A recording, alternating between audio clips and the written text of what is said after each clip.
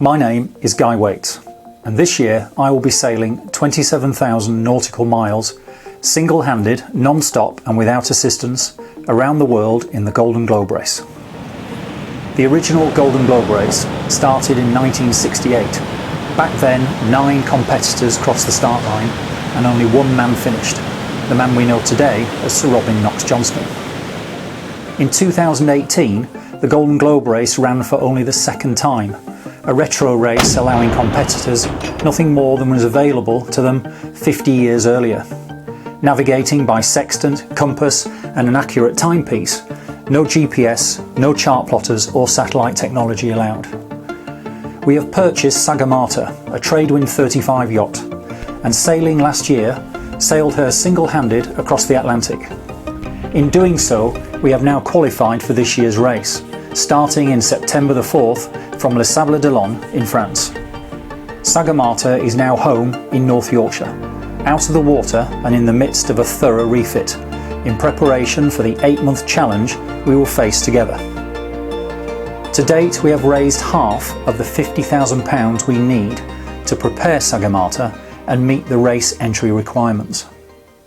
It's a great story, and it's the 50th anniversary, and it's a great opportunity to relive the original solo sailing when technology wasn't available, where we're just using sextants and wind-up clocks to find your position. And it's really the story of humanity and human endeavour in the extreme. So the world has never seen anything like this event. In 1968, Sir Robin took 311 days to circumnavigate the globe. He spent much of that time in complete isolation, his radio equipment broken, out of contact with the world. He had no idea he had won the race until approaching the finish line. 50 years later, with 18 entrants in the 2018 edition of the Golden Globe Race, only 5 competitors crossed the finish line. The winner, Jean-Luc Van den Ede, finishing in 212 days. Despite the limits of retro technology allowed to the entrants, race organisers have contact with all entrants via satellite phone should the need arise. All the yachts are fitted with a tracking device, along with state-of-the-art safety equipment. In 2019 we purchased Sagamata, a previous entry in the 2018 race, having sailed her from Panama across the Atlantic Ocean, back to Scarborough on the North Yorkshire coast.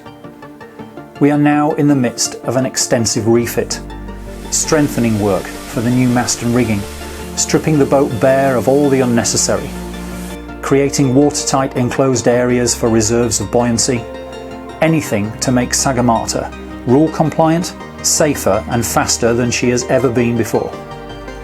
Once the structural refit is complete, Sagamata will be launched and the new mast stepped, ready for the new sails that will carry us around the globe. We learnt a lot together, sailing several thousand miles across the Atlantic Ocean, and in doing so qualifying for the race. The refit is built around that foundation stone. From every small adjustment to major structural modifications, we're doing the work necessary to get to the finish line, not just the start line. Our fundraising target is £50,000. This gets us to the finish line with everything that is necessary and nothing more. There's no lack of commitment on our part. I'm drawing on 30 years of sailing experience, a previous circumnavigation and 5 crossings of the Atlantic Ocean, all single-handed. I sold my home to buy Sagamata.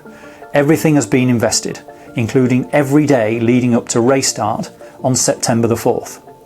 To date, we have raised half of our target, including 3 corporate sponsorships.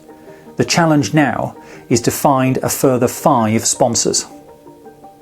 For more information or to join us, please visit guywaitssailing.com. You will also find us as Guy Waits Sailing on Facebook, Instagram, LinkedIn and Twitter.